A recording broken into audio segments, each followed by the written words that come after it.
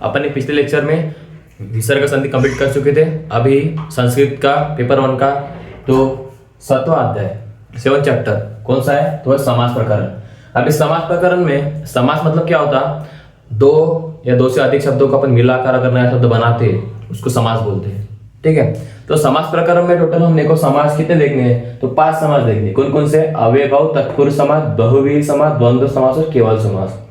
तो इस वीडियो में अपन सिर्फ अव्ययभाव समास, बहुव्रीहि समास, द्वंद्व समास और केवल समास देखने वाला। तत्पुरुष समास के लिए स्पेशल वीडियो बनाया जाएगा क्योंकि तत्पुरुष समास थोड़ा सा बड़ा है ना, तो इसलिए तत्पुरुष समास और कर्मधारय समास के लिए अपन अलग से वीडियो बनाएंगे। इस वीडियो में केवल अपन अव्ययभाव समास, बहुव्रीहि समास, द्वंद्व समास और केवल समास देखेंगे। ठीक है, तो केवल समास में सबसे पहले अपन समास देखेंगे केवल समास। व्हाट इज द केवल समास? और केवल समास की इंपॉर्टेंस कुछ ज्यादा है नहीं, उसका मीनिंग याद कर लो। केवल समास मतलब होता है क्या? तो केवल समास मतलब क्या होता है, इस समास में समास तो होता है।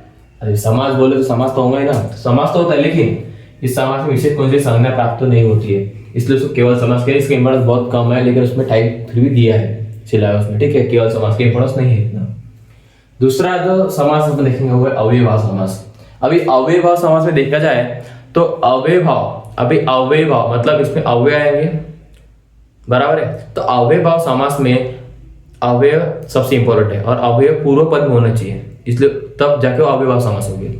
अपने अव्यय चैप्टर में, अव्यय अध्याय में अपन ऑलरेडी देख चुके कि अव्यय मतलब क्या होता है। ठीक है, तो अव्ययभाव समास में पूर्व पद की प्रधानता होती है। ओके, दूसरा बात, पूर्व पद हमेशा अव्यय होगा। और सबसे इंपॉर्टेंट बात, इसमें टोटल कितने इस अव्ययभाव समास में 16 अर्थों में उपयोग होता है। 16 अर्थों में मैंने इसमें से 10 लिखे हैं और 6 होंगे, लेकिन इसमें से भी ज्यादा तो इंपॉर्टेंट है वो मैंने लिखे हैं। ठीक है, और ये जो वीडियो है ना वो आप अच्छे से देखो और थोड़ा सा कैसे कम मिनट में मैं कवर करना चाहता हूँ। मतलब कैसा, जिनको रिविजन करनी हो या फिर किसी को कंसेप्ट क्लियर नहीं हो रहा लेकिन पास होना है वो उद्देश्य है, उनके लिए ये वीडियो है कि कैसा है कि जितना लिमिटेड नॉलेज रहेगा ना आपको तो उतना ही मतलब आपके ज्यादा मार्क्स कवर हो जाएंगे। ठीक है, तो अव्ययभाव समास में 16 में से अपन 10 लिखे हैं, तो इसमें क्या होता है, पूर्व पद की प्रधानता होती है और पूर्व पद हमेशा अव्यय होता है। तो ठीक है, सबसे पहला है समास विग्रह। अभी समास क्वेश्चन कैसे आते हैं, समास विग्रह दिया जाएगा आपको, या तो समास पद दिया जाएगा आपको इसमें समास पहचानना है और इसमें समास में लगने वाला अव्यय कौन सा है वो पहचानना है। अगर विग्रह दिया होगा तो समस्त पद लिखना है, समस्त पद लिया होगा तो उसका विग्रह करना पड़ेगा। सबसे पहला है हरु इति। अभी हरु इति का ये समास विग्रह होगा तो इसका आपको सामने अव्यय कौन सा आएगा तो हदि हरि। ठीक है, और इसकी सप्तमी विभक्ति होंगे। पहली जो अव्यय का तो पहला रूल है उसमें सप्तमी विभक्ति होंगी और बाकी सब इसमें षष्ठी विभक्ति होगी। ध्यान से सुनो। ठीक है, पहले इसमें जो आदि वाला जो है ना, आदि वाला जो अव्यय है उसमें सिर्फ सप्तमी होगी, बाकी सब इसमें षष्ठी होगी अव्ययभाव समास के। ठीक है, तो दूसरा जो अर्थ है वो है समीप। समीप मतलब पास में, उसमें षष्ठी विभक्ति होगी। मैंने बोला आपको नगर से समीपम, आपको विग्रह दिया जाएगा नगर से समीपम, नगर से ऑलरेडी षष्ठी विभक्ति में है। ठीक है, तो अपन ने पहचान लेके समीप अव्ययभाव समास से लिखता है। अब लिखना कैसे है, समीपम आ गया, समीपम का अव्यय क्या है तो उप है। अब कृष्ण से समीपम तो उसमें भी उपकृष्ण।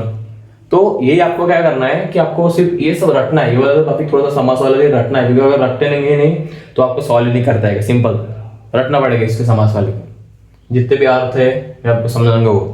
अभी अव्ययभाव समास में तो रटना है, क्योंकि अव्यय याद नहीं होगा तो आप सॉल्व नहीं कर पाओगे। ठीक है, तो थर्ड है समृद्धि। भिक्षानम समृद्धि विग्रह है तो उसका सामने सुभिक्षानम। फोर्थ है वेदी। वेदी का मतलब क्या होता है, नाश होना।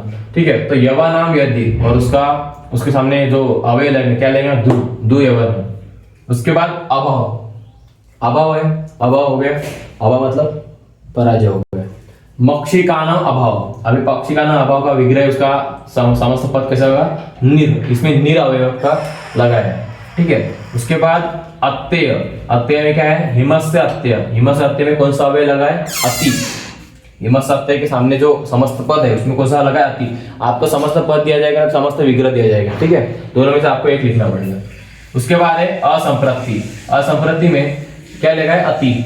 और देखो इसमें भी अति लगा है, इसमें भी अति लिखा है, लेकिन आपको इसमें से दोनों में से अगर जो विग्रह दिया जाएगा उसके हिसाब से आपको लिखना पड़ेगा। अभी निद्रा और ये सब जो एग्जांपल मैं लिख रहा हूँ ना, ये सब एग्जांपल आपकी बुक्स में है, ये बुक्स में से आते ज्यादातर। ठीक है, इसलिए बुक में से मैंने एग्जांपल दिए जो रिपीट भी हुआ है पिछले साल। निद्रा संप्राप्ति न युज्यते अतिनिद्रम।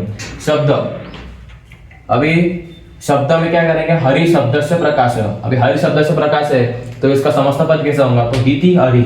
अभी इति अवयव इसमें लगा है, ठीक है, ये आपके याद रखना है। उसके बाद है पश्चात, थोड़ी देर बाद, मतलब इसका मीनिंग थोड़ा देर बाद। तो विष्णु पश्चात, विष्णु पश्चात के जो समस्त पद कैसा है, अनु, अनु अवयव लगा। तो इस सब में आपको सिर्फ अवयव याद होगा, आपको तो समझ में आ गया होगा कि इसमें रटना है, क्योंकि याद होगा तभी सॉल्व कर पाओगे, नहीं तो फिर सॉल्व नहीं कर पाओगे। इसमें कोई ट्रिक भी नहीं, क्योंकि ट्रिक क्या है इसमें, जो याद है तो लिखो, नहीं याद है तो नहीं लिखो, ऐसा। योग्यता में क्या है, यूज अनु अवयव, और उसमें आता है प्रति। अगर प्रति दिख गया आपको तो रिपीट करना है। अगर कोई चीज में आपको प्रति दिख गया तो चीज को, जैसे प्रतिगृहम दिख गया तो गृहम गृहम, ठीक है। जिस भी चीज में आपको पूर्व पद में प्रति ये अवयव दिख जाए तो आपको क्या करना है, उसको रिपीट करना है, गृहम गृहम प्रतिगृहम। ओके, अच्छे से देख लो।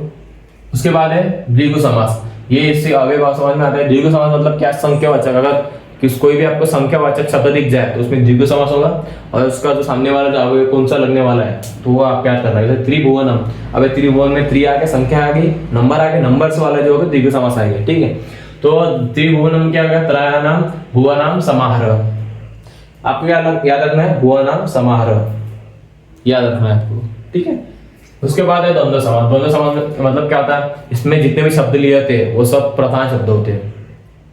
मतलब मैंने दो शब्द लिए, वो दोनों भी शब्द, जैसे राम लक्ष्मण, दोनों भी शब्द प्रधान है, बराबर। तो ये है द्वंद्व समास। द्वंद्व समास में तीन टाइप आते हैं, इतरेतर द्वंद्व समास, समाहार द्वंद्व समास और एक शेष द्वंद्व समास। अब सबसे पहला है इतरेतर द्वंद्व समास। अब इतरेतर द्वंद्व समास में क्या होता है, दोनों शब्द, जो द्वंद्व समास है, अभी द्वंद्व समास का तो इतरेतर द्वंद्व समास है, माता पुत्र। और माता पुत्र में क्या है, माता व पुत्र। मतलब इसमें क्या होता है, दोनों प्रधान तो होते हैं लेकिन बीच में और आता है, मतलब और, माता और पुत्र। अब बोलते हैं ना माता और पुत्र, तो वैसे वाले जो एग्जाम्पल्स है वो इतरेतर द्वंद्व समास में आएंगे। दूसरा है समाहार। समाहार शीत उष्ण। अब शीत उष्ण मतलब कैसे लेंगे, ऐसे अभी हो गया अपना कि अपन जो बोला जाएंगे, मतलब अपन शीत उष्ण बोलेंगे, राम लक्ष्मण बोलेंगे, तो ये जो एग्जाम्पल लेंगे वो समाहार और द्वंद्व समास में आएंगे, ठीक है। उसके बाद है एक शेष द्वंद्व समास। मतलब एक वर्ड बोल देता आपको दोनों, मतलब पितरों, अब इसे माता और पिता दोनों आ गए, समझ रहे हैं। मतलब ये जो द्वंद्व समास है ना, द्वंद्व समास में क्या होता है, दोनों शब्द प्रधान होते हैं, बीच में आपको च लगाने का, जैसे शीत उष्ण, समाहार द्वंद्व समास का एग्जाम्पल है, ठीक है। तो उसके बाद है फोर्थ समास है बहुव्रीहि समास। अब बहुव्रीहि समास मतलब क्या होता है, पूर्व और उत्तर पद छोड़ के अन्य पद प्रधान होते हैं। मतलब क्या होता है, जैसे पूर्व पद क्या है, कंठ, और उत्तर पद क्या, काल। कंठ काल है, लेकिन उसका जो बनने वाला शब्द है, मतलब इसका तो अर्थ क्या है, कंठ काल। कंठ काल मतलब इसके कंठ में काल है, काल मतलब नीला। कौन है, शंकर जी। तो जो भी भगवान के नाम है ना, पीताम्बर, दिगंबर, तो ये सब नाम है कि आपको बहुव्रीहि समास में देखने को मिलेगी। तो आपको लास्ट में क्या लगना है इसके, यस्य स। जैसे कांठ काल, कंठे कालो, यस्य स, पीताम्बर पीताम्बर, यस्य स। तो ये बहुव्रीहि समास में आएंगे। इस सब चीज में समास प्रकार में आपको एक चीज हमेशा याद रखनी है कि आपको सिर्फ रटना है जो भी दिया गया है, मतलब जो थोड़े से ज्यादा समास नहीं, लेकिन इसमें से क्वेश्चन अच्छा से आता है और आपको लिखना भी अच्छे से, ठीक है। तो ये हो गया अपन ने ये वाले वीडियो में अपन सिर्फ अव्यय, बहुव्रीहि, द्वंद्व और केवल समास देखे, और अपना रहेगा तत्पुरुष समास और एक एक्स्ट्रा दिया है कर्मधारय समास, वो अपन अगले वीडियो में देखेंगे, ठीक है। इतना आप अगर स्क्रीनशॉट निकालो तो मैं तो आपको शेयर करूंगा। वैसे आपको इसमें याद भी करना पड़ेगा, इसमें ट्रिक तो नहीं लगेगी, लेकिन जितना हो सके मैंने कम टाइम में कवर करने की कोशिश की है। अगर ये वीडियो सच में आपको पसंद आए तो वीडियो को लाइक करें, नहीं हो तो चैनल को सब्सक्राइब करें और वीडियो को जल्दी ज़्यादा से ज़्यादा शेयर करें। इससे क्या होता है, मोटिवेशन आता है, ठीक है। Thank you and